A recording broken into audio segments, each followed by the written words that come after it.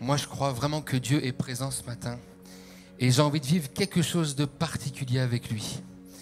Et j'ai envie de tout donner à mon Seigneur, de tout donner à mon Dieu, parce qu'il est digne, parce qu'il est 3 fois saint et parce qu'il nous garde. Amen.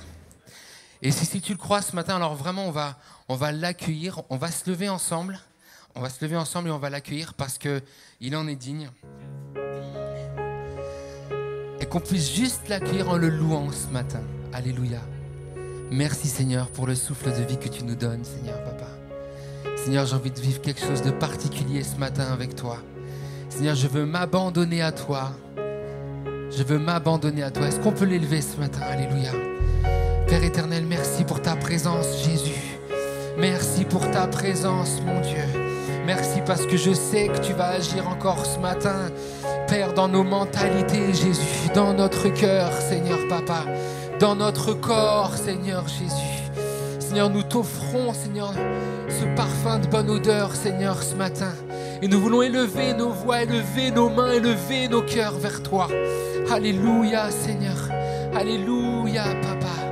Alléluia. Est-ce que je peux entendre des voix louer le Seigneur ce matin? Alléluia. Alléluia. Gloire à toi, Jésus. Gloire à toi, Papa. Gloire à toi, mon Dieu. Gloire à toi, Papa. Alléluia. Alléluia. Loué sois-tu. Loué sois-tu. Loué sois-tu. Loué sois-tu. Loué sois-tu, Jésus. Oh, nous voulons te louer, Papa, ce matin. Alléluia. Mon cœur te loue, mon cœur t'adore, Père. Seigneur, je veux élever ton nom. Je veux élever ton nom. Je veux élever ton nom. Parce que tu es fidèle et bon. Parce que tu es fidèle et bon. Alléluia. Parce que tu es digne. Parce que tu es 3 fois saint, Jésus. Alléluia. Alléluia. Alléluia. N'aie pas peur d'élever ta voix ce matin. Alléluia. N'aie pas peur de l'élever. Alléluia. Amen. Amen, amen. Amen. Acclame-le si tu dois l'acclamer. Alléluia. Alléluia. N'attends pas ce matin après le groupe de louanges. Loue ton Dieu. Loue ton Dieu ce matin. Alléluia. Que ton nom soit élevé, béni. Que ton nom soit élevé, béni. Alléluia, Seigneur. Loué sois-tu. Loué sois-tu. Loué sois-tu, Papa. Alléluia. Alléluia. Amen. Amen. Qui a la joie ce matin? Qui est joyeux ce matin? Vous êtes joyeux, hein? Ouais. Le Seigneur est tellement bon. Alléluia. Et même si tu rencontres des difficultés, alors ce matin, proclame que le Seigneur est bon sur ta vie. Amen. Alors on va chanter ce matin. Il n'y a pas le compte à rebours, c'est pas grave, on y va. On y va. Je chanterai de tout cœur les merveilles de mon Papa Yahweh. Il m'a ôté des ténèbres, il m'a délivré de tout péché. Et mon Papa est fidèle, il ne m'abandonne jamais. Je n'ai plus rien à craindre, car Yahweh. Est-ce que tu le crois ce matin? Tu es dans la joie? Je suis dans la joie, une joie immense. Je suis dans l'allégresse, car Yahweh m'a livré. Je suis dans la joie. Je suis dans la joie, une joie immense. Je suis dans l'allégresse, car Yahweh m'a libéré. Je chanterai de tout cœur les merveilles de mon Papa Yahweh. Il m'a ôté les ténèbres, il m'a délivré de tout péché. Mon Papa est fidèle, il ne m'abandonne jamais.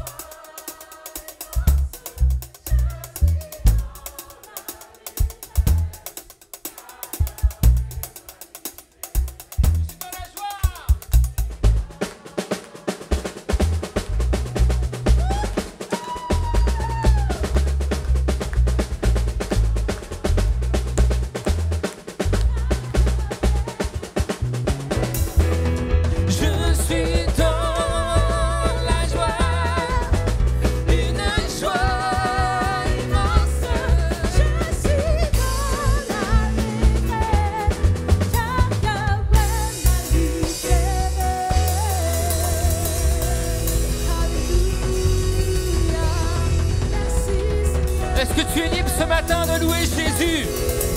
Est-ce que tu es libre ce matin?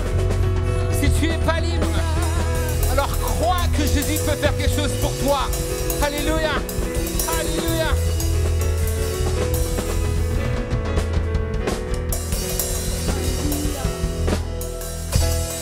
Alléluia, Jésus. Amen, amen. Oui, on veut être dans la joie ce matin. On est dans la joie, et pas seulement ce matin, mais ouais, pour tout le temps. Même dans ces circonstances où est-ce qu'on est dans notre 3e confinement. Et croire que Dieu est fidèle. Croire que Dieu, même dans ces temps difficiles, est là et il pourvoit. Amen. Et là, on va chanter un chant qu'on a écrit pendant le 1er confinement, qui dit que Dieu fidèle, qui ne laisse pas ses enfants, qu'il entend leurs cris et qu'il les délivre. Amen. Amen.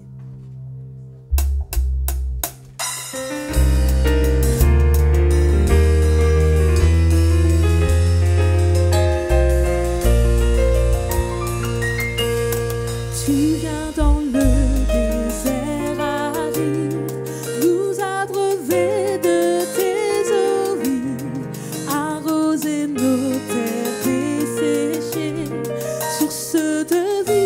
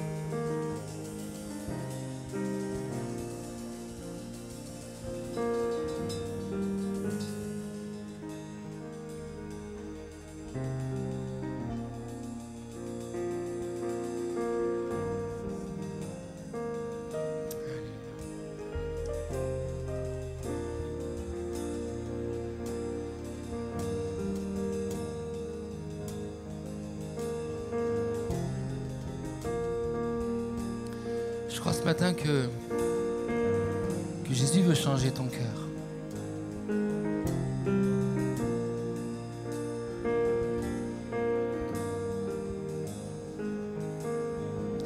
Je crois que Jésus ce matin veut changer ta vie.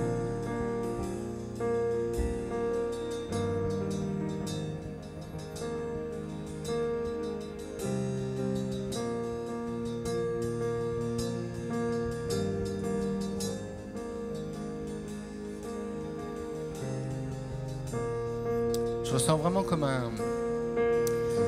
quelque chose qui te bloque en fait.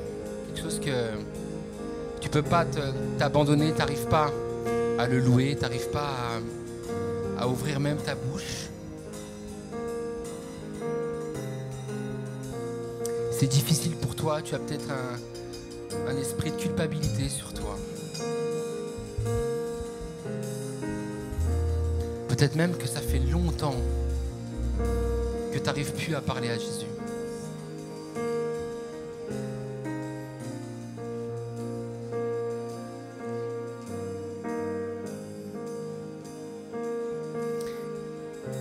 Le Seigneur te dit, lâche prise ce matin. Abandonne-toi à moi.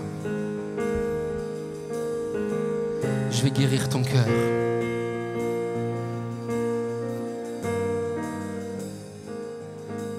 Je vais déverser mon amour en toi.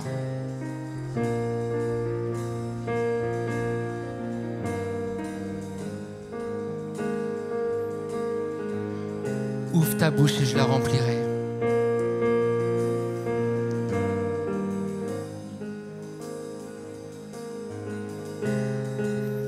Je pense que c'est pour quelqu'un d'entre nous ce matin, même peut-être plusieurs.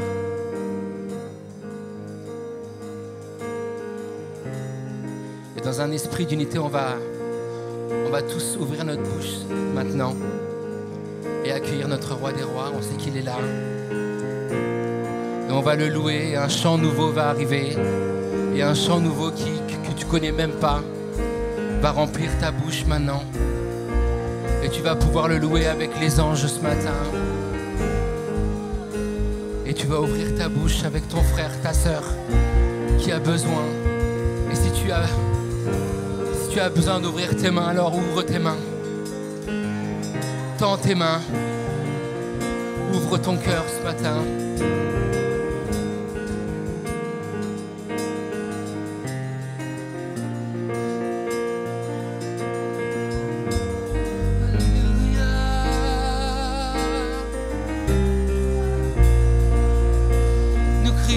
Abba Père.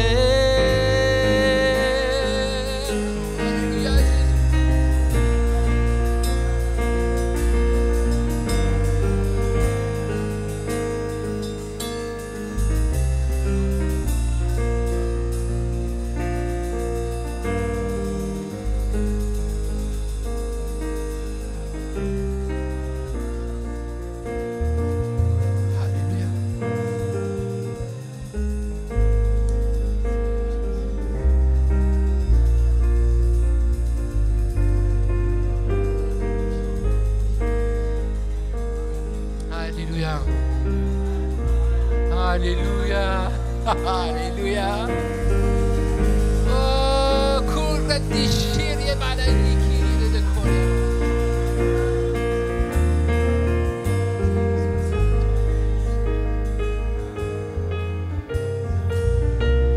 Seigneur, on veut plus de toi encore.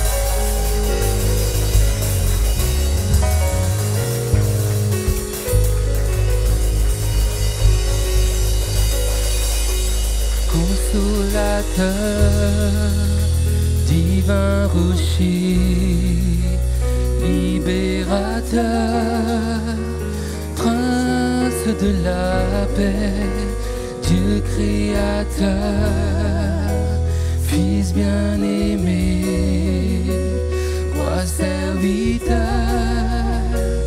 Seigneur couronné, commencement, ultime fin, soleil levant, étoile du matin, Dieu tout-puissant, Dieu trois fois saint, Dieu trois fois Sauveur vivant, Maître souverain.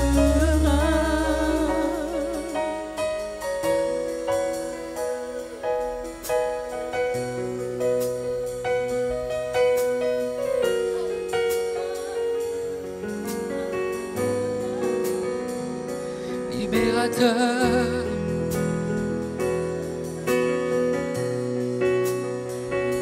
consolateur,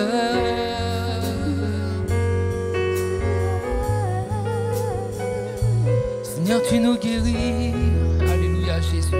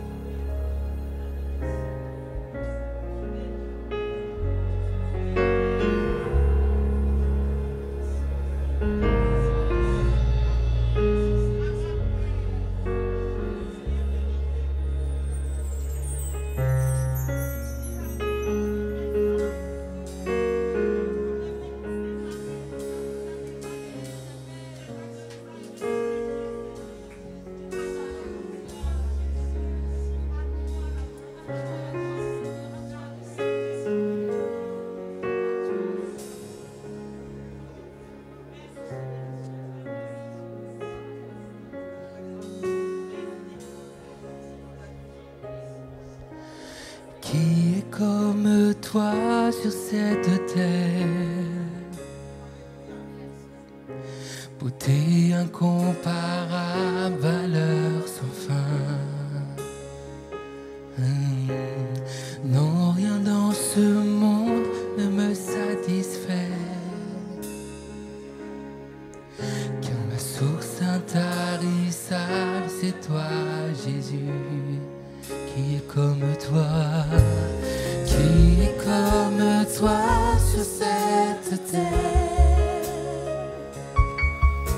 Beauté incomparable, valeur sans fin. Non, rien dans ce monde ne me satisfait. Car ma source intarissable, c'est toi, Jésus. Ta présence, Ta présence est précieuse en moi.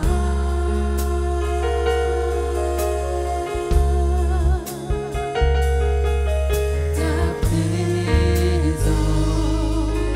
est précieuse en moi.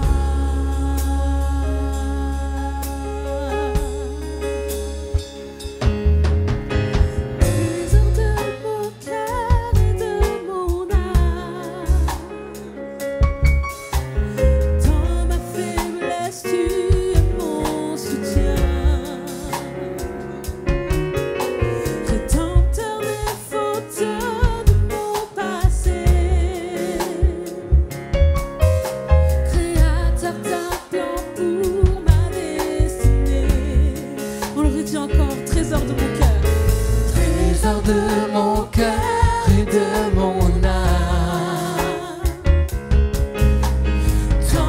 faiblesse, tu es mon soutien. Rédempteur des fautes de mon passé.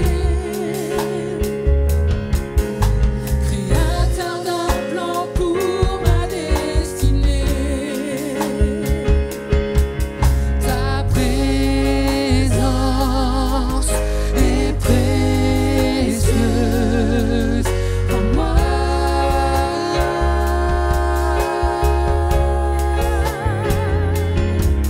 Ta présence est précieuse pour moi.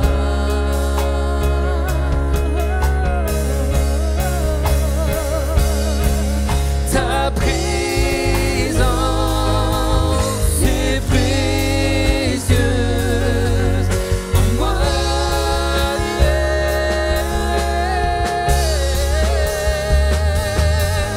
Ta présence est précieuse pour moi. Jésus, oh Jésus, oh Jésus, ta présence est précieuse en moi. Oh Jésus, oh Jésus, ta présence est précieuse en moi. Oh Jésus, oh Jésus, ta présence est précieuse en moi. Oh Jésus, oh Jésus, ta présence est précieuse en moi.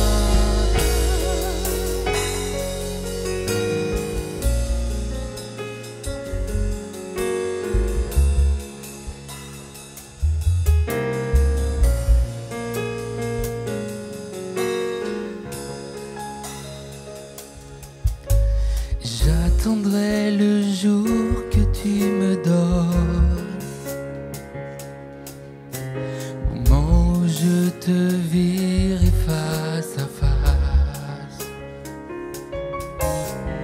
Non, rien dans ce monde ne me satisfait, car ma source intarissable, c'est toi, Jésus.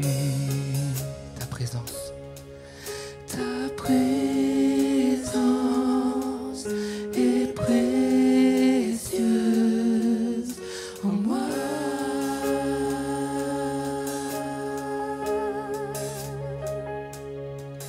Ta présence est précieuse en moi. Chantons ensemble sans instrument, ta présence. Ta présence est précieuse en moi.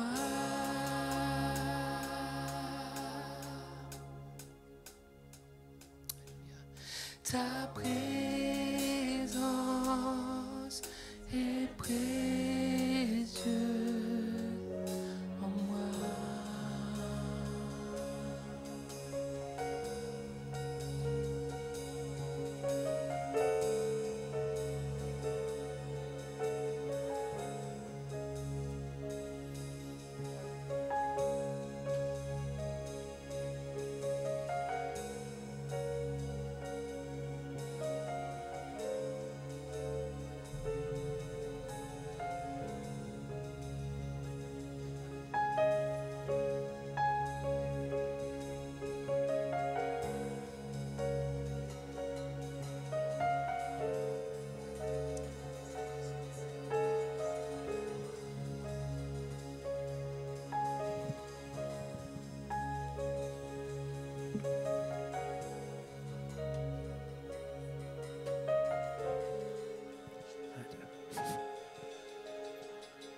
Alléluia. Cette présence,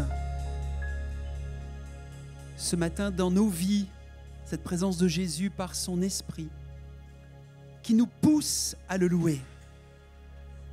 Rien ne peut retenir notre louange ce matin. Nous avons appris à chanter derrière des masques. Nous avons appris à nous ajuster, à continuer de nous réunir, et nous pouvons encore ce matin aussi louer et remercier le Seigneur pour ce privilège que nous avons de pouvoir nous réunir dans la maison de Dieu, en famille, ensemble, et de dire merci Seigneur, car malgré cette pandémie qui dure, malgré cette difficulté sociétale que nous traversons, ta présence est toujours la même. Ta présence, tu la veux dans nos cœurs. Et tu désires que nous puissions exprimer notre reconnaissance, seul à la maison quand nous sommes avec toi, ou dans nos foyers respectifs, mais aussi quand nous nous retrouvons en famille, dans la famille de Dieu. Quelle joie, comme nous l'avons chanté avec ce premier chant, et quel privilège pour chacun d'entre nous de pouvoir être là ce matin. Alléluia. Est-ce qu'on peut dire ensemble merci au Seigneur Jésus? Alléluia, dis-lui merci. Mets-lui merci pour cette grâce qu'il te fait d'être en vie. Dis-lui merci pour cette grâce où il t'a accompagné tout au long de la semaine. Dis-lui merci pour ce privilège que tu as de le connaître, de lui appartenir, de le servir. Et ce matin, ton service, c'est le louer, c'est l'adorer, c'est lui apporter le chant de ton cœur, la reconnaissance de ton âme. C'est lui dire merci pour ce cadeau de la vie éternelle qui commence ici-bas et qu'un jour nous poursuivrons dans les cieux. Mais nous voulons, dès ce matin, être un peuple reconnaissant envers Dieu. Non pas murmurant, se lamentant, se recroquevillant, non. Un peuple qui ose dire merci Seigneur pour la grâce que tu nous fais. Malgré les difficultés et les circonstances, nous ne comprenons pas tout, mais toi tu es souverain. Tu sais tout, tu vois tout, tu connais tout. Nous sommes tellement limités. Reconnaissons nos faiblesses et notre humilité. En disant, Seigneur, ta grâce me suffit. Un jour à la fois. Comme tu l'as dit, à chaque jour suffit sa peine. Mais avec cette reconnaissance dans nos cœurs. Pour tout ce que tu es, pour tout ce que tu as fait. Tout ce que tu fais, tout ce que tu feras encore. Alléluia. Attendons-nous au meilleur avec notre Seigneur. Pour ta vie, pour ce que tu vis et tu traverses, pour l'Église, pour la nation de France, attendons-nous au meilleur de ce que Dieu est en train de préparer au fond des cœurs que nous ne voyons pas encore. Mais nous voulons, avec les yeux de la foi, nous dire, il y a une moisson d'âme qui est en train d'être préparée par le Seigneur. Il y a une moisson d'âme. Et nous voulons faire partie de ces ouvriers de la dernière heure. Alors merci Seigneur. Dans le nom de Jésus, nous avons prié. Amen. Très content de vous voir en aussi grand nombre ce matin. Alors que les nouvelles nous disent « Restez plutôt chez vous », vous avez osé braver, avec l'autorisation légale bien sûr, de venir dans la maison de Dieu. Alléluia! Content de vous voir, de vous revoir, de voir certains visages également au milieu de nous. Nous nous réjouissons pour ceux qui nous suivent en présentiel, mais aussi en distanciel, pour ceux et celles qui bénéficient bien de ce service émis chez vous à la maison. Nous voulons nous réjouir également avec une autre nouvelle que nous avons appris cette semaine. Je lis ce que les parents m'ont envoyé. C'est avec une grande joie que nous vous annonçons la naissance de notre fille Johanna, qui veut dire Dieu est miséricordieux. J'ai été vérifié, c'est vraiment ça. Parce que c'est en hébreu, deux particules, Yo et Anna de côté. Ça, c'est la famille, Johanna, qui est née le 15 mars 2021 à 10h02. Elle mesure 51 cm et pèse 3,560 kg. C'est des choses que vous vous en souviendrez pas, mais c'est pas grave, on le dit toujours. Le bébé se porte bien, la maman aussi, Sarah et Tony Calangila.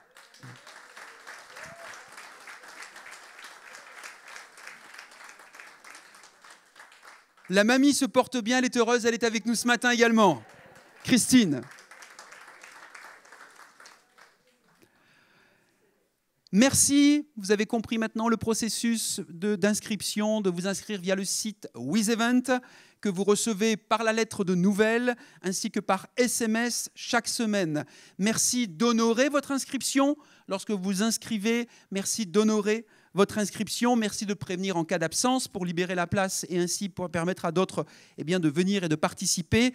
Merci à chacun parce que maintenant vous connaissez bien ces consignes et majoritairement vous les respectez et nous vous disons merci.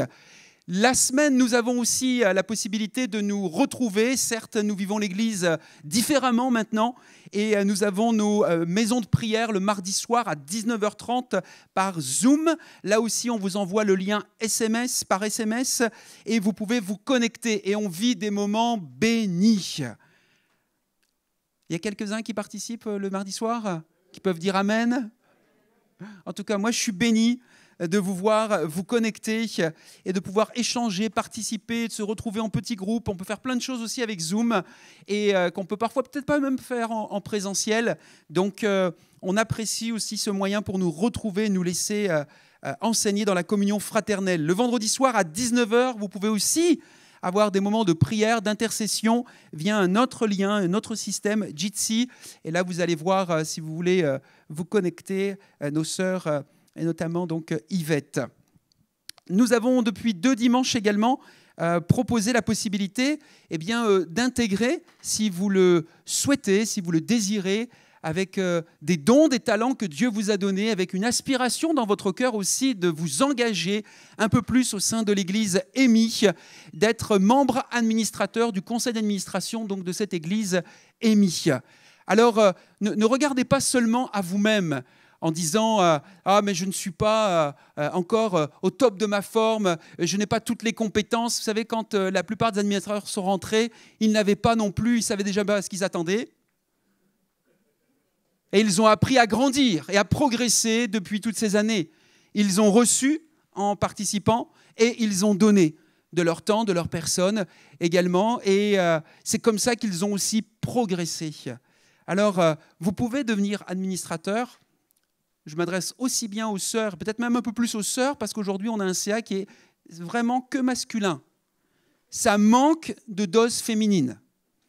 Non pas que je cherche impérativement la parité, là n'est pas mon propos, mais je pense que c'est bien d'avoir aussi un regard, une sensibilité, une écoute féminine au sein de nos conseils d'administration. Alors, c'est très présent dans le conseil d'administration de Nouvel Espoir. Là, on manque de frères. Mais de l'autre côté, alors vous allez me dire, les deux, ça fait l'équilibre. Ouais, mais ce n'est pas le même CA quand même.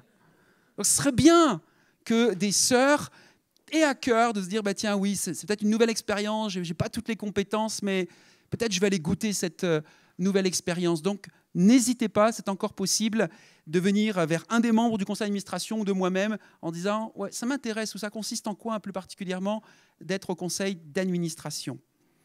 À ce titre, d'ailleurs, et au regard des nouvelles dispositions gouvernementales de confinement, vous avez entendu, dans notre région Île-de-France, nous devons reporter notre assemblée générale qui était prévue le 11 avril, donc à une date ultérieure. Donc nous vous disons, nous vous informons, on n'avait pas encore envoyé les convocations, c'était en perspective d'ailleurs dès la semaine prochaine, et bien que nous n'aurons pas notre assemblée générale ordinaire le 11 avril, mais à une date ultérieure qu'on n'a pas encore définie. Donc c'est pourquoi on vous informe de cela. Notez bien dimanche prochain le changement d'horaire, on avance d'1 heure, donc si vous ne changez pas votre montre, eh bien vous arriverez 1 heure en retard au culte, ce qui serait dommage. Alors, notez bien le changement d'horaire la semaine prochaine. Et aussi, avant de laisser toute la place dans quelques instants à notre invité, eh bien que nous aurons un service de Sainte Seine le dimanche 4 avril, le dimanche de Pâques. Nous prendrons la communion ensemble. Donc, préparez vos cœurs pour cela. Donc je le dis pour ceux qui seront en présentiel, mais pour ceux aussi qui seront en distanciel. Préparons nos cœurs pour ce moment important que nous prendrons devant le Seigneur, ensemble, et puis pour vivre véritablement des temps de bénédiction en communiant les uns avec les autres. Nous sommes très heureux et honorés aussi d'accueillir ce matin le pasteur Andy et son épouse Fanja, ainsi que leurs 2 jeunes enfants qui sont à Mission et Mini Kids ce matin. Vous avez osé les mettre, c'est bien. Vous faites confiance au service Amy et vous ne serez pas déçus. On va bien s'occuper d'eux. Andy et Fanja sont un couple pastoral associé dans l'équipe de Saint-Germain-en-Laye. Donc ce sont des voisins. Ils ne viennent pas de très loin. Vous inquiétez pas pour sa dérogation, tout ça, ça va. On a visé ça. Ce qui est surprenant, c'est qu'à chaque fois qu'on invite un pasteur de Saint-Germain, il y a le confinement. Début novembre, c'était Luigi, bang, confiné. Et là, voilà. Vous n'avez pas des pasteurs déconfinement plutôt ? Mais je pense qu'il va nous déconfiner avec la parole de Dieu qu'il a mis sur son cœur. Alléluia. Accueillons-le.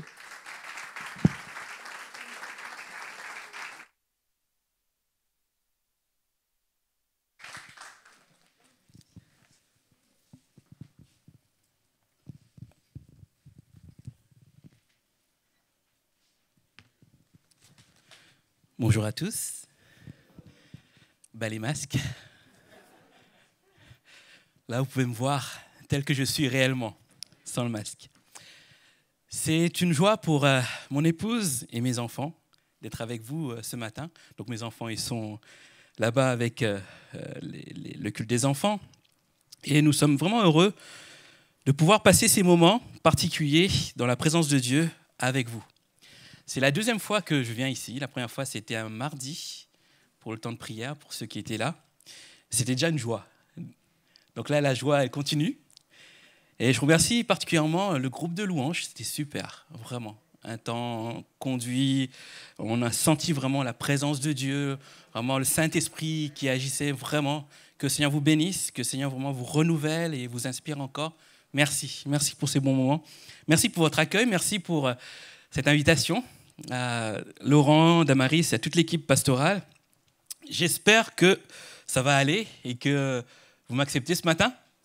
Ça va? Alors, juste avant de commencer, j'aimerais qu'on puisse prier, qu'on puisse remettre ces moments entre les mains du Seigneur. Seigneur, tu es ce Dieu souverain, Seigneur. Et ce matin, Seigneur, je veux, Seigneur, t'apporter, Seigneur Jésus, ce temps, afin que tu puisses, Seigneur, nous parler, afin que ton esprit nous révèle ta volonté. Seigneur, je te prie pour chaque cœur présent, pour chaque personne, Seigneur, qui est prêt à entendre ta parole. Seigneur, que tu puisses préparer les cœurs. Tu puisses vraiment, Seigneur, libérer les cœurs, Seigneur Jésus, ce matin, afin que personne ne puisse être fermé à ce message, à ce que tu as à communiquer, Seigneur. Viens, Saint-Esprit, libère entièrement, Seigneur Jésus, les cœurs, Seigneur Jésus, que chaque personne puisse trouver, Seigneur Jésus, une parole, qu'il puisse trouver, Seigneur Jésus, une solution, Seigneur, à leurs problèmes, qu'ils puissent vraiment, Seigneur, s'attendre à toi, parce que tu es ce Dieu qui répond, tu es ce Dieu qui agit, tu es ce Dieu qui œuvre, Seigneur Jésus. Prends toute la place, prends toute la liberté, Seigneur, et que, Seigneur, toute la gloire, l'honneur t'appartienne, Jésus. Amen. Amen. Sans plus tarder, je vous invite à ouvrir vos Bibles dans Matthieu 17, à partir du verset 24. Matthieu 17, à partir du verset 24.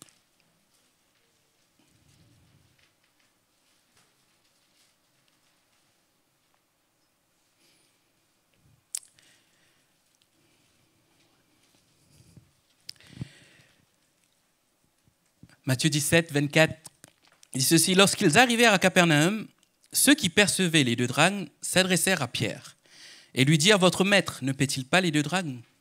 Oui, dit-il. Et quand il fut entré dans la maison, Jésus le prévint et lui dit: que t'en semble, Simon? Les rois de la terre qui perçoivent des tributs ou des impôts, de leurs fils ou des étrangers? Il lui dit: des étrangers. Et Jésus lui répondit: les fils sont donc exempts. Mais pour ne pas les scandaliser, va à la mer, jette l'hameçon et tire le premier poisson qui viendra. Ouvre-lui la bouche et tu trouveras un statère. Prends-le et donne-le-leur pour moi et pour toi. Amen. Ce passage est très connu des évangiles et c'est un passage aussi où on peut le lire rapidement. On se dit « Waouh, Seigneur a pourvu, etc. » C'est super. Et on se dit « Pourquoi le Seigneur ne ferait pas la même chose pour nos impôts aussi ?» Ce serait tellement bien. Mais il faut avoir à notre disposition une rivière, un lac ou une mer pour qu'on puisse faire la même chose. Ce matin, dans tout ce contexte, ce thème du mois de mars sur les fondations, particulièrement la foi, j'aimerais vraiment vous parler de ce passage pour vous parler d'un aspect particulier de ce passage de la foi, c'est le fait que le Seigneur permet à un certain moment que nous soyons co-acteurs de son surnaturel. Et dans ce passage, il y a vraiment une action de Dieu où Dieu, la personne de Jésus-Christ, va emmener Pierre dans une action pour que son surnaturel puisse jaillir, sa puissance puisse jaillir. Parce que le fait que Pierre trouve une pièce qui est vraiment ce qu'il faut pour payer l'impôt pour lui et pour Jésus, dans la bouche d'un poisson, le premier poisson qui arrive, ce n'est pas le fait du hasard. C'est aussi la puissance de Dieu. C'est Jésus qui emmène Pierre à aller faire une action. Et ce matin, j'aimerais vous parler de cela et parler de ce domaine du surnaturel, parce que le surnaturel nous fait rentrer dans une réalité qu'on ne maîtrise pas, une réalité qu'on a du mal à percevoir. Et dans le surnaturel, on dépasse le domaine du rationnel et du naturel. C'est un autre domaine qu'on appelle le domaine spirituel.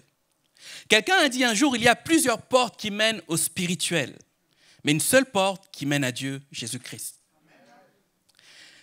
L'histoire qu'on vient de lire fait partie des œuvres surnaturelles que le Seigneur a opérées lorsqu'il était sur terre avec ses disciples. Il n'y a que Dieu qui puisse faire sortir de la bouche d'un poisson de l'argent. Certains diront peut-être, et peut-être il y en a ce matin qui disent c'est forcément le hasard, cher pasteur. Mais pour que le hasard puisse fonctionner, il fallait se trouver au bon moment, trouver le bon poisson, et que le poisson avale la bonne pièce. C'est un drôle de hasard, n'est-ce pas? La suite de mon récit vous démontrera que le hasard ne suffit pas dans cette histoire. Il arrive parfois des situations dans notre vie où le surnaturel de Dieu est indispensable. Les guérisons, la protection. Et Dieu opère surnaturellement dans notre vie. Et cela arrive généralement lorsque la science ou l'action de l'homme ne suffisent pas. Je me souviens lorsque j'avais environ 9 ans, je vivais en Champagne-Ardenne. Vous connaissez la Champagne-Ardenne? À l'époque, nous avions l'habitude avec les églises de faire des rassemblements un peu régionaux. Et là, on était là, tous ensemble rassemblés, et il y avait un pasteur invité qui était là, qui prêchait sur la guérison, sur la foi et tout. Et à 9 ans, je regardais les gens qui s'approchaient, et je voyais un homme en fauteuil roulant qui s'approchait. De mes yeux de 9 ans, d'enfant, je me suis dit, Dieu va faire un miracle. C'est obligé. Et je vous dis ça parce que dans notre église, on avait l'habitude aussi de voir Dieu agir parce qu'il y avait un évangéliste qui était dans l'église et qui allait dans des terres lointaines, dans des contrées lointaines, en Afrique, en Amérique latine, etc. Et nous rapportait des images et on voyait des gens qui s'approchaient de Dieu, qui étaient instantanément guéris. Des gens qui étaient boiteux, paralysés, etc.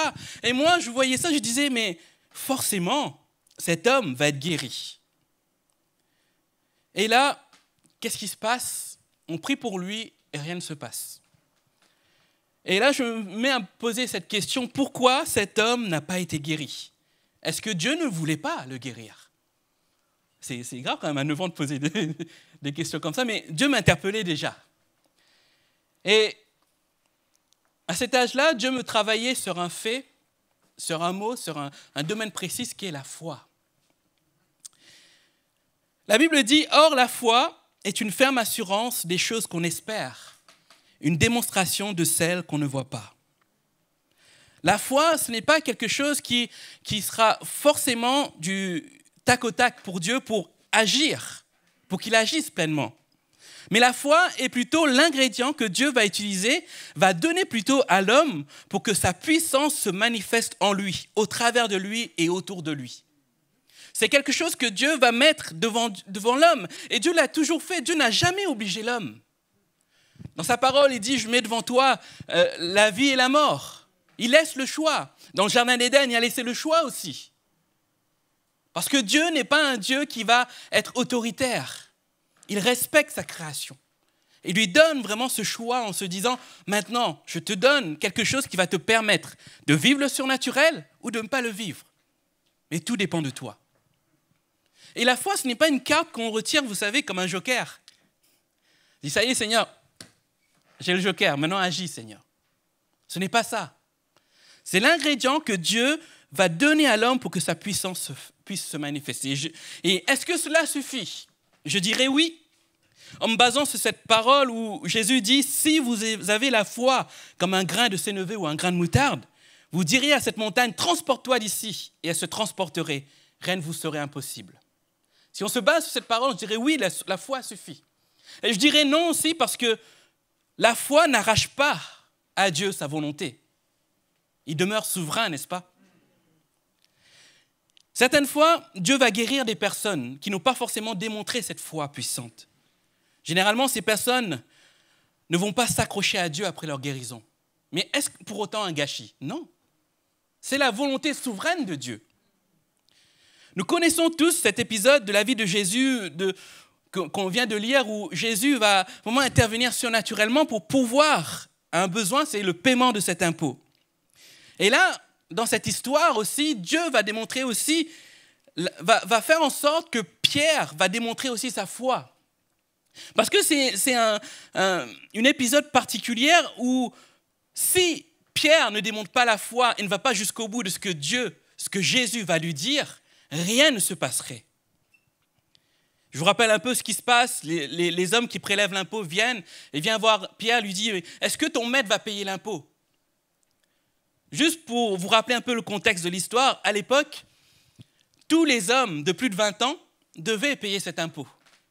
Et ceux qui ne payaient pas, c'était les rebelles les rabbins un peu rebelles de l'époque. Et en venant voir Jésus, ils mettaient un peu à l'épreuve Jésus pour voir, est-ce que toi aussi tu fais partie de ces rabbins un peu rebelles? Et Pierre, en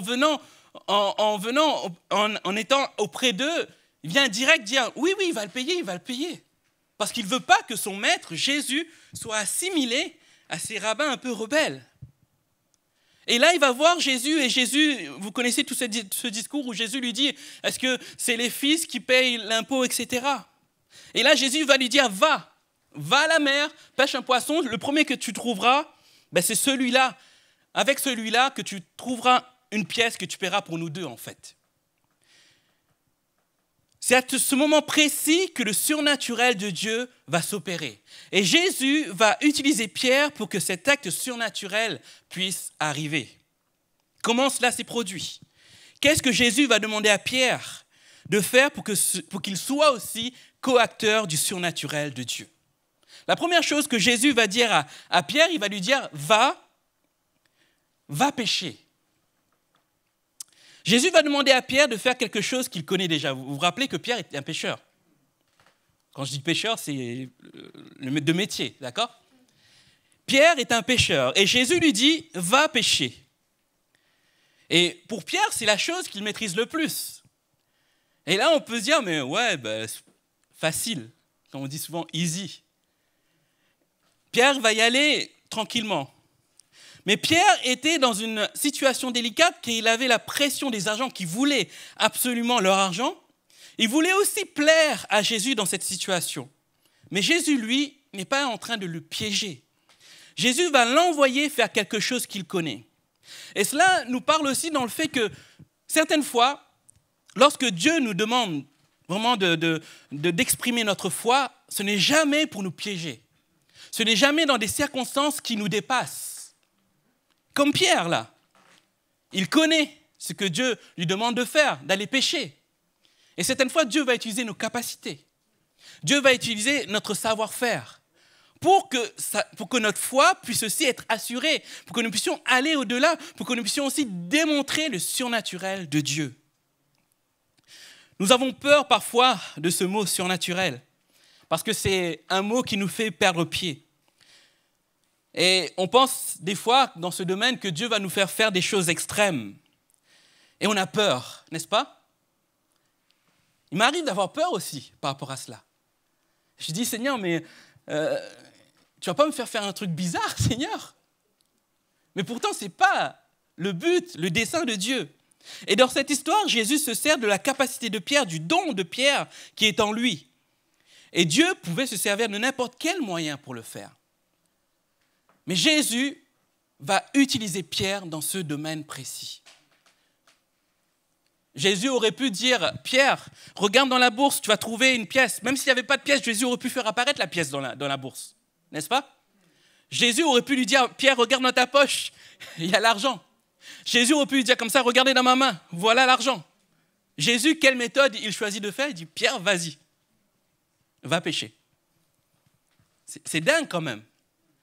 Quand je pense à ça, je dis, certainement Jésus a délibérément choisi cette méthode pour que Pierre puisse démontrer sa foi derrière. Première chose, Dieu ne permet pas que nous puissions agir au-delà de nos capacités. Ensuite, Jésus va dire à Pierre, prends le premier poisson qui viendra. Pierre, en tant que pêcheur, devait choisir le meilleur poisson. Pour lui, se satisfaire du premier poisson, ça devait être vraiment horrible pour lui. Et pourtant, Jésus lui dit, prends le premier poisson que tu trouveras. Là, Pierre devait se contenter du premier poisson. La parole ne dit pas de quel était le type de poisson. Certains commentateurs pensent qu'il s'agit de ce poisson. Et j'ai mis, voilà, vous le voyez? Le poisson s'appelle le Chromis paterfamilias. On va l'appeler le Chromis. Et ce poisson, c'est un poisson du lac de Tibériade. Et ce poisson pouvait garder dans sa gueule et dans ses branchies jusqu'à 200 alevins. C'est-à-dire des petits poissons qui gardaient dans sa gueule, quoi. Lorsque ceux-ci étaient trop volumineux pour lui, le Chromis les expulse en avalant un simple caillou. C'est comme ça qu'il enlève tous les poissons.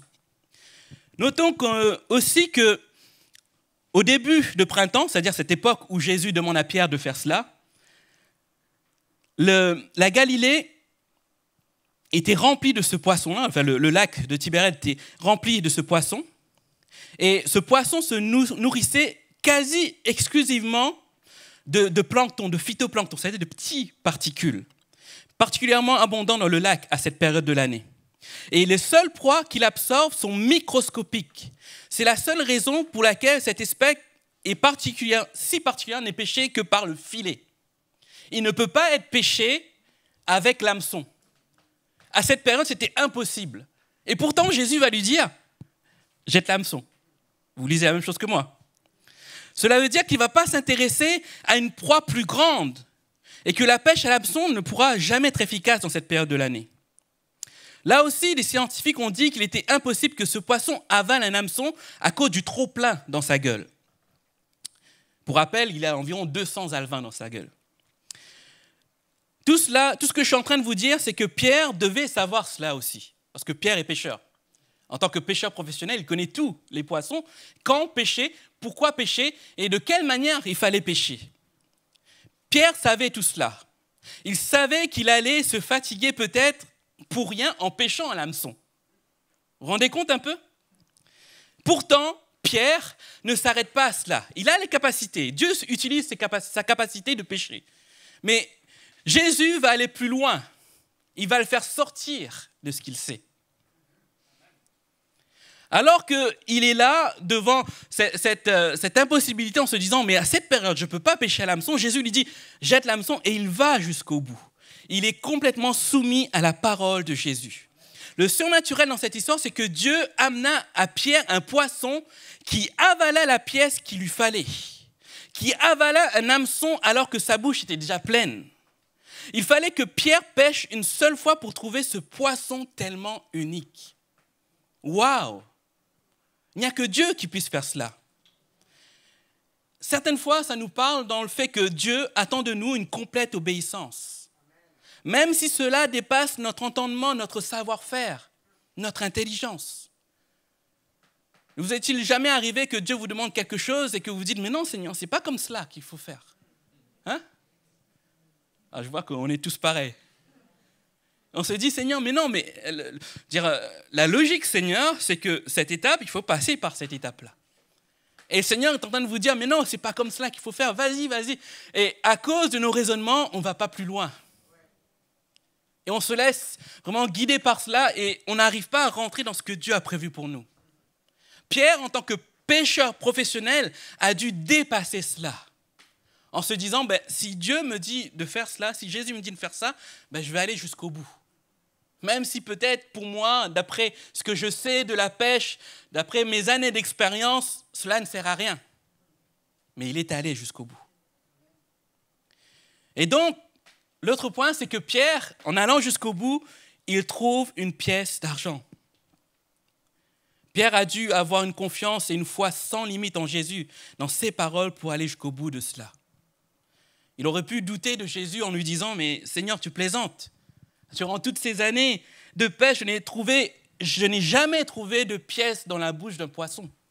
Surtout pas dans ce poisson-là. » Pourtant, c'était bien le cas. Pierre est allé jusqu'au bout des paroles de Jésus. Il s'accrocha à la promesse de Jésus qui lui dit « Ouvre-lui la bouche et tu trouveras un statère. » Un statère, c'est l'équivalent de 2 drachmes.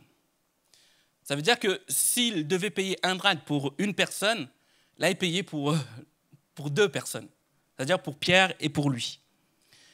Avant tout acte surnaturel, il y a une parole, une promesse de notre Dieu. Il y a une base sur laquelle s'appuyer pour aller jusqu'au bout. Sans cela, c'est un espoir sans réelle fondation. Sommes-nous prêts à aller jusqu'au bout des paroles de Jésus? Sommes-nous prêts à lui faire confiance, même si la raison nous fait dire le contraire? Sa parole sur laquelle s'appuyer, sa promesse sur laquelle s'appuyer. Parce qu'on peut avoir foi dans pas mal de choses. Je peux avoir foi dans le fait de vouloir une Ferrari. J'ai la foi. Mais si c'est basé sur aucune parole de Dieu, je peux toujours garder cette foi-là, toute ma vie, n'est-ce pas? Mais si nous basons notre foi sur une parole de Dieu, sur une promesse de Dieu, alors on va jusqu'au bout, comme Pierre. Pierre, si Jésus ne lui avait pas dit ça, je suis sûr que Pierre ne serait jamais allé pêcher. Parce qu'à aucun moment, il se serait dit, mais il y a une pièce dans la bouche de ce poisson-là, il faut que je le pêche. Sommes-nous prêts à faire confiance à la parole de Dieu? Sommes-nous prêts à faire confiance à sa promesse et à aller jusqu'au bout de cette promesse? Et pour cela, il faut écouter sa parole. Pour cela, il faut écouter ce que Dieu a à nous dire. Pour cela, il faut aussi accepter ce que Dieu a à nous dire. Si Pierre n'avait pas accepté cela, il serait peut-être défaillant par rapport à cet impôt qu'il devait payer. Romains 10, 17 dit ainsi, la foi vient de ce qu'on entend.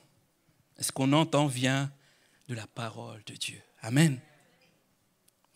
Et cette histoire nous fait penser à quelque chose aussi de particulier, c'est que Jésus pourvoit au-delà de nos attentes.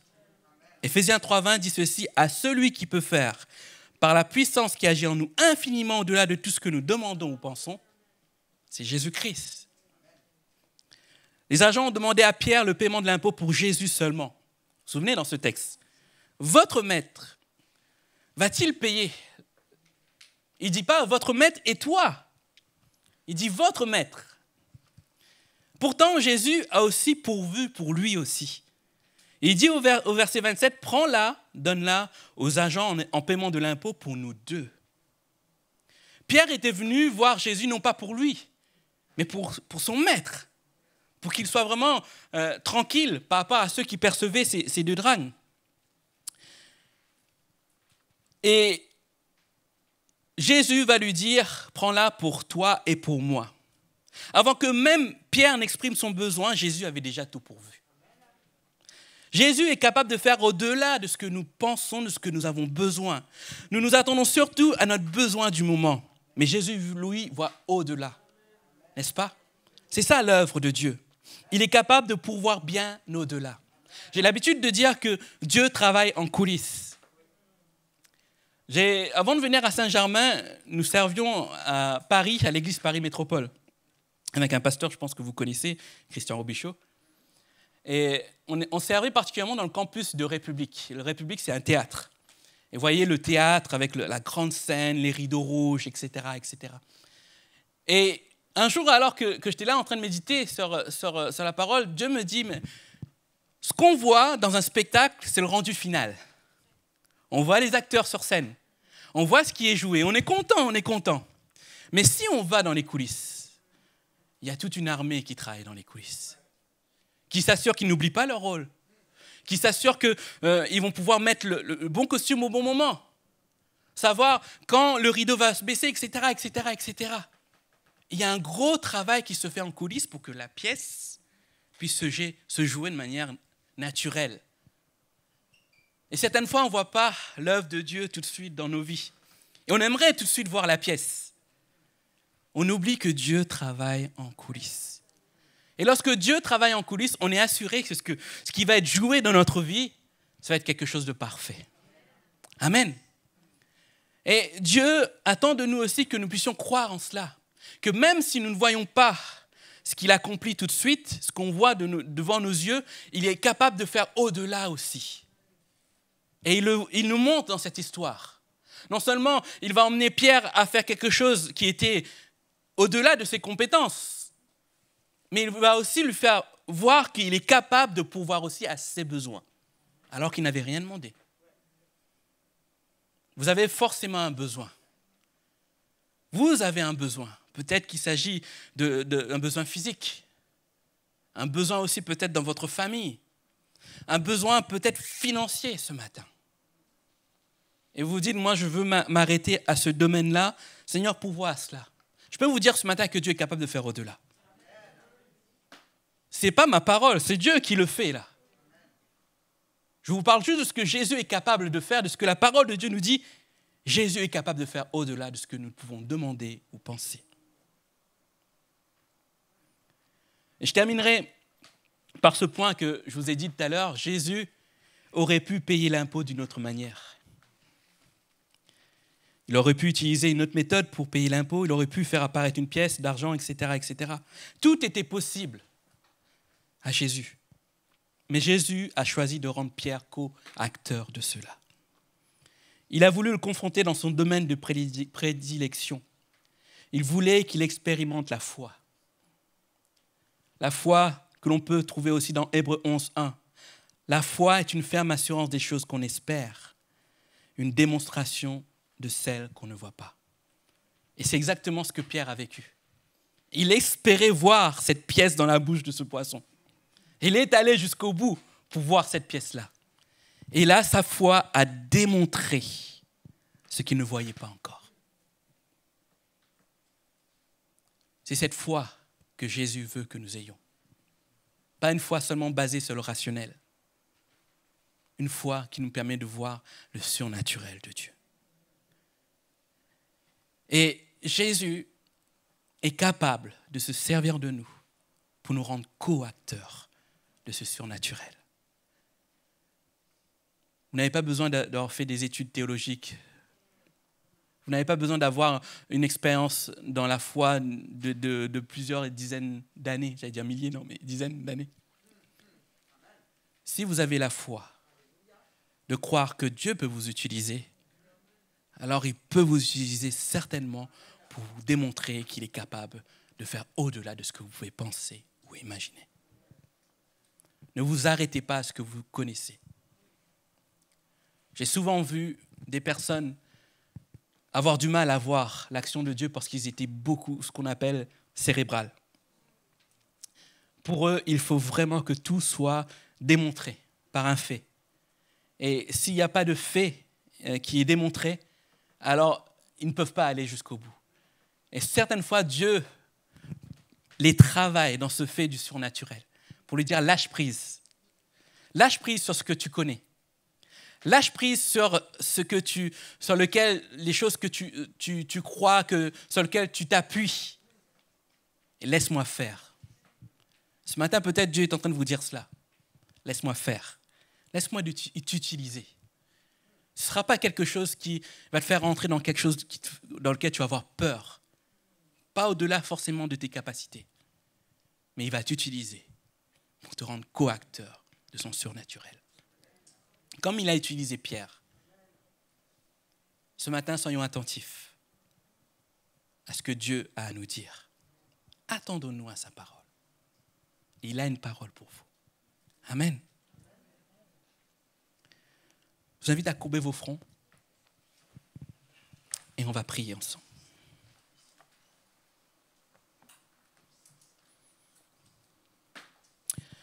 Alléluia, Jésus. Ce matin, je sais qu'on ne peut pas faire d'appel, vous faire venir devant, etc. Mais ce matin plutôt, je demanderais juste, si cette parole a interpellé votre cœur, juste vous lever de votre place. Comme un signe aussi de foi aussi, en disant, Seigneur, je crois que tu peux m'utiliser.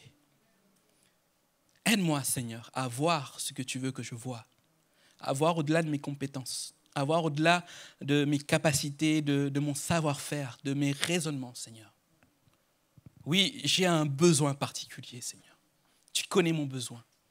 Seigneur, parle-moi et je veux vraiment lâcher prise par rapport à tout cela, Seigneur, et te laisser agir. Et écouter ta parole, ta seule parole, et y aller, Seigneur, jusqu'au bout, comme Pierre est allé jusqu'au bout, Seigneur. Il est allé jusqu'au bout de ta parole, même si tout montrait que c'était quelque chose qui dépassait l'entendement. Il est allé jusqu'au bout de cette parole. Seigneur, tu as une parole ce matin. Une parole, une promesse de guérison. Une promesse aussi où tu pourvois, Seigneur Jésus. Une promesse où tu restaures. Une promesse où Seigneur, tu accomplis, Seigneur, un miracle particulier dans les vies. Et peut-être ce matin, tu as déjà eu une parole de Dieu. Et cette parole, elle est là depuis peut-être des semaines, des mois, des années. Et tu te dis, non, c'est trop grand pour moi ou c'est au-delà de mes capacités. Regarde bien, parce que forcément, Dieu veut t'utiliser par rapport à cette parole. Aujourd'hui, c'est le jour pour toi de lâcher prise et de laisser Dieu agir de manière surnaturelle. Sois le co-acteur de ce surnaturel ce matin. Parce que Jésus te le permet. Jésus permet que tu sois vraiment là, co-acteur à ses côtés. La puissance ne vient pas de toi. La puissance vient de Jésus. Et ce matin, il te permet d'agir. Il te permet, avec ta foi, de démontrer vraiment qu'il est ce Dieu tout-puissant. Alors lâche prise ce matin. Si tu as été interpellé et que tu veux vraiment que le Seigneur t'utilise pleinement, ce matin, lève-toi de ta place. C'est juste un acte de foi que tu fais ce matin. Pas pour moi, pas pour ton voisin, pour ta famille ou quoi que ce soit, c'est toi. Aujourd'hui, c'est l'heure, c'est le jour que Dieu a choisi pour te libérer, pour t'aider à avancer dans ta vie, pour t'aider à surmonter ces épreuves. Mais pour cela, il faut que tu acceptes. Accepte d'aller jusqu'au bout de sa parole. Jésus, merci pour ta parole. Merci Jésus pour ton œuvre dans les cœurs, dans les vies. Seigneur, je crois que ce matin, tu as une parole précise, Seigneur, pour chaque cœur. Seigneur, si tu as interpellé les cœurs ce matin, je crois que, Seigneur, que tu es capable d'agir, Seigneur, au-delà de leurs attentes, au-delà de leurs besoins, Seigneur Jésus. Ils viennent vers toi, Seigneur, avec un cœur peut-être, Seigneur, lourd, un cœur, Seigneur, qui a besoin vraiment d'une parole, Seigneur, puissante, Seigneur, pour que leur vie bascule, Seigneur Jésus. Et je crois que tu es ce Dieu-là. Je crois que tu es ce Dieu capable d'intervenir surnaturellement dans leur vie. Oh Seigneur, merci. Merci de les convaincre de ta parole. Merci de les convaincre, Seigneur Jésus, de la manière dont tu veux agir, Seigneur Jésus, qu'ils soient soumis à ta seule parole ce matin, Jésus. Et que tu démontres ta puissance. Que tu démontres, Seigneur, ce surnaturel dans leur vie. Œuvre, Seigneur. Manifeste-toi, Jésus. Tu es ce Dieu capable, Seigneur. Tu es capable, Jésus. Alors, merci. Merci d'avance pour ce que tu vas opérer. Merci d'avance pour ce que tu opères déjà aujourd'hui. À toi seul la gloire, Seigneur. Amen. Amen. Amen. Alors, je serais vraiment heureux d'avoir des retours, peut-être, de témoignages, peut-être de vie changée, de vie transformée. Parce qu'aujourd'hui, peut-être, vous avez pris conscience que Dieu veut vous utiliser. Alors, peut-être, ce serait une joie d'entendre cela. Que le Seigneur vous bénisse et merci beaucoup.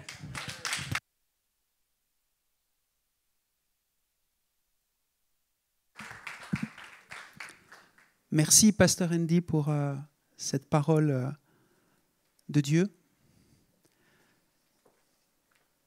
Cette parole qui a sans doute résonné individuellement dans plusieurs cœurs ce matin, en présentiel et à distance, je le crois également. Mais je pense que c'est une parole qui résonne aussi collectivement. Nous avons devant nous, frères et sœurs bien-aimés, on a un beau et grand défi concernant notre projet de construction. Dieu a pourvu il y a 2 ans en nous accordant un terrain. Un terrain qui, selon des critères que nous avions déjà priés, d'accessibilité, de visibilité, de sécurité, qui est bien positionné. Maintenant, sur ce terrain, il y a une construction qui nous attend. Depuis un certain nombre d'années. Et Dieu sait pourquoi parfois ça prend du temps. Travail dans les coulisses. Nous, on ne mesure pas toujours pourquoi ça prend du temps. Pourquoi on est passé par là. Mais je suis sûr qu'il a travaillé le cœur de son Église. Chacun de nos cœurs, les serviteurs, les membres, les chrétiens que vous êtes. Et nous avons devant nous un beau et grand défi. Je ne veux pas vous appeler chacun à aller pêcher dans la Seine un poisson pour que nous ayons quelques milliers, centaines de milliers d'euros. Parce que là, il nous faut des gros poissons. Ou beaucoup de poissons avec beaucoup d'euros. On va rester ensemble à l'écoute de Dieu, parce qu'il veut encore nous parler, et croire qu'il peut agir au-delà de ce que nous pensons, au-delà de ce que nous voyons, au-delà de ce que nous pouvons travailler dans les faits. Et ce n'est pas interdit de le faire, sauf qu'à un moment, il nous dit, il nous rappelle ce matin, je veux vous amener plus loin. Faites-moi confiance. Restez à mon écoute. Et vous allez vivre aussi du surnaturel et du miraculeux dans ce domaine. Amen. Alors, est-ce qu'on pourrait se lever pour terminer et prier ensemble pour ce projet qui nous concerne tous, jeunes et moins jeunes, hommes et femmes dans ce lieu, nouveaux ou plus anciens de cette Église, présents ou à distance. Nous sommes interpellés par la parole ce matin, parole de foi, à être les uns et les autres co-acteurs du surnaturel de Dieu. Vous êtes d'accord ? C'est ce qu'on a entendu. Alors il nous faut, moi c'est ce que je comprends, et c'est ce que j'ai appris depuis toutes ces années de marche avec le Seigneur, c'est qu'à un moment, quand le Seigneur t'appelle, t'interpelle, eh bien il faut obéir. Il faut passer à l'acte. Et là, il nous demande, collectivement, il y a des choses qu'il t'a peut-être demandé individuellement, ça c'est entre toi et Dieu, dans ton quotidien, dans ta vie privée, et tu le sais. Mais collectivement, il nous appelle aussi à être co-acteurs du surnaturel de Dieu. Alors on va prier ensemble pour que Dieu nous éclaire, pour que Dieu agisse, pour que Dieu nous ouvre notre entendement, mais aussi ouvre les cieux. Dieu ouvre le cœur aussi des partenaires bancaires. Parce qu'on vit tout ça, et vous le savez, c'est la réalité, dans un contexte qui est devenu plus défavorable, pas plus favorable. Sans doute que Dieu veut faire un plus grand miracle. Alors on doit le croire ensemble. On doit le désirer ensemble. On doit le prier ensemble pour le voir et le vivre ensemble. Alléluia. Nous sommes co-acteurs de ce surnaturel. Aujourd'hui, dans cette dimension, ce n'est pas l'histoire de quelques hommes. C'est l'histoire de toute une église, de toute une assemblée. Et nous voulons répondre à cet appel de Dieu. Comme l'a si bien dit Andy, parfois on apprécie quand la pièce elle est jouée. Hein. Donc, il y aura sans doute beaucoup de personnes qui viendront dans le nouveau bâtiment. Mais ils ne seront pas forcément, ils n'auront pas vécu toutes les épreuves que nous aurons traversées avant ensemble pour arriver à vivre la réalisation de ce bâtiment. Mais nous, on est là, ensemble, pour ce temps, à cette période, pour prier et nous attendre au surnaturel de Dieu. Et pour ça, Dieu veut nous utiliser, il ne fera pas tout seul. Amen. Père, entends maintenant le cœur de ton Église, le cri de ton Église, la prière de ton Église, qui élève sa voix vers toi maintenant, chacun pour notre part. On peut être jeune et se dire « mais ça ne me concerne pas ». Oui, ça te concerne. On peut être plus âgé dans cette église et dire ben ça c'est pour les autres, c'est plus pour moi. Non, ça te concerne. Ça nous concerne tous ce matin. Tous les membres de cette église, toutes les personnes qui viennent régulièrement maintenant dans cette église, toutes les personnes qui veulent avec nous s'associer de cœur et de foi pour voir et croire au miraculeux de Dieu, pour s'attendre à ce que cette construction émerge même dans ces temps difficiles, particuliers, compliqués. Seigneur, sur le plan humain, mais nous voulons croire que ton surnaturel est en action dans les coulisses et qu'il est en train d'agir et qu'il va se manifester pour ta gloire, Seigneur. Et c'est ce que nous prions ensemble. Seigneur, ouvre nos yeux. Seigneur, donne-nous d'entendre véritablement ta voix. Seigneur, donne-nous de croire que tu es capable d'incliner le cœur, Seigneur, d'une société financière, bancaire, pour accorder le prêt dont nous avons besoin. Seigneur, ouvre, Seigneur, le cœur aussi d'artisans, Seigneur, d'ouvriers pour la construction de ce bâtiment, afin que, Seigneur, les prix puissent être ajustés. Seigneur, nous voulons croire à ton surnaturel.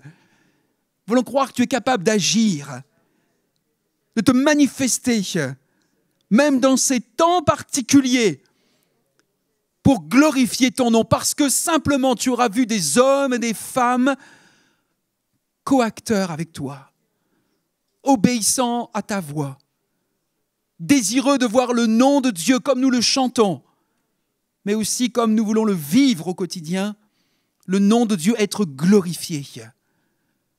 Le nom de Jésus, à qui nous rendrons gloire pour cette œuvre à laquelle nous aurons les uns et les autres, d'une manière ou d'une autre, participé, contribué. Merci, Père, pour ta parole. Merci pour ce dimanche 21 mars 2021. Tu parles encore aujourd'hui, alléluia, et tu agis encore aujourd'hui, dans des cœurs personnels, individuels, mais aussi dans le cœur de ton Église, de ton peuple. Seigneur, localement également, nous le croyons. Tu viens, tu nous interpelles et tu nous donnes d'avancer avec toi. Si nous avons peut-être fait quelques pas de stagnation, ce matin, tu nous encourages à avancer à nouveau avec toi, à croire l'impossible, à voir dans l'invisible, à nous attendre au surnaturel et au miraculeux de Dieu, parce que cette société, parce que la municipalité, parce que nos contemporains ont besoin de voir le surnaturel de Dieu. Pas seulement des hommes et des femmes humains, mais aussi animés de ce surnaturel, de ce divin dans nos vies, dans nos prières, dans nos cultes, dans nos réunions. Et c'est dans le nom de Jésus, Père, que nous te remercions pour ton écoute et ton action. Amen. Amen. Merci à chacun d'avoir été participant également de ce culte.